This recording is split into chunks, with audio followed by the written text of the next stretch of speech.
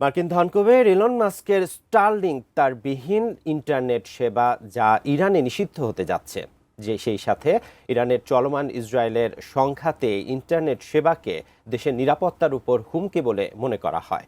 এবার স্টারলিংকের ইন্টারনেট ব্যবহার করলেই হতে পারে মৃত্যুদণ্ড। কিন্তু কেন?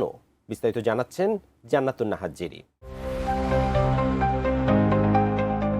মার্কিন যুক্তরাষ্ট্রের উপগ্রহ ভিত্তিক ইন্টারনেট নেটওয়ার্ক স্টারলিংক সহ যে কোনো ধরনের সরকারি অনুমোদনবিহীন ইলেকট্রনিক ইন্টারনেট ডিভাইস ব্যবহারের উপর নিষেধাজ্ঞা আরোপ করেছে ইরানের সংসদ মজলিস। সংশ্লিষ্ট প্রযুক্তি ব্যবহারে কঠোর শাস্তির বিধান রেখে আইন পাশ করেছে। একই সঙ্গে নতুন আইনের এসব প্রযুক্তি ব্যবহারকে অপরাধ হিসেবে গণ্য করা হবে এবং অপরাধের মাত্রা অনুযায়ী জরিমানা, কারাদণ্ড থেকে শুরু করে মৃত্যুদণ্ড পর্যন্ত হতে পারে।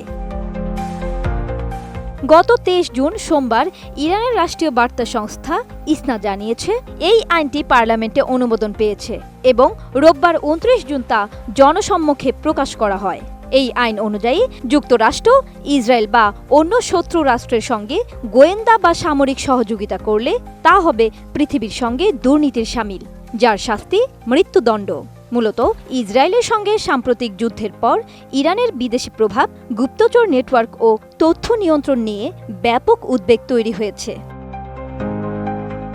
এই অবস্থায় দেশটির সরকার মনে করছে স্টারলিংকের মতো মনিটরবিহীন স্যাটেলাইট ইন্টারনেট ব্যবহার করে ইসরায়েলি গোয়েন্দারা তেহরানের সঙ্গে যোগাযোগ স্থাপন করতে পারে, যা জাতীয় নিরাপত্তার জন্য হুমকি। ইরানি সংবাদ মাধ্যমের প্রতিবেদন অনুযায়ী ইসরায়েলের সঙ্গে যুদ্ধ চলাকালীন হাজার হাজার স্টারলিংক ডিভাইস গোপনে ইরানে পাচার করা হয়েছিল, যাতে ইন্টারনেট বন্ধ থাকাকালীন সময় জনগণ বিকল্প পথে ইন্টারনেট ব্যবহার করতে পারে। নিষেধাজ্ঞা সত্ত্বেও আনুমানিক 20 থেকে 40 হাজার স্টারলিংক ডিভাইস এখনও সক্রিয় রয়েছে দেশটিতে।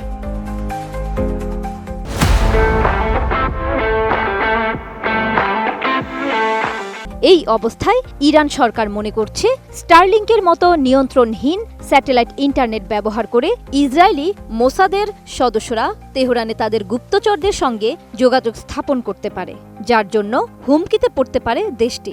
আইন অনুযায়ী স্টারলিংকের মতো অননুমোদিত ইন্টারনেট যোগাযোগ সরঞ্জাম আমদানি করলে 6 থেকে 10 বছরের কারাদণ্ড হতে পারে। এর আগে 2022 সালে ইরানে মাহসা আমিনির মৃত্যুকে কেন্দ্র করে গড়ে ওঠা গণ আন্দোলনে সরকার ইন্টারনেট বন্ধ করে দিলে তখন স্টারলিংক টার্মিনাল পাচারের চেষ্টা হয়েছিল।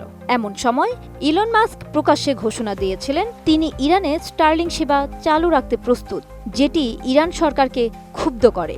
সে সময় থেকে ইরান স্টারলিংককে বিদেশি হস্তক্ষেপের প্রতীক হিসেবে দেখতে শুরু করে। জান্নাতুন Nahar Jerry, desk report, ATN news.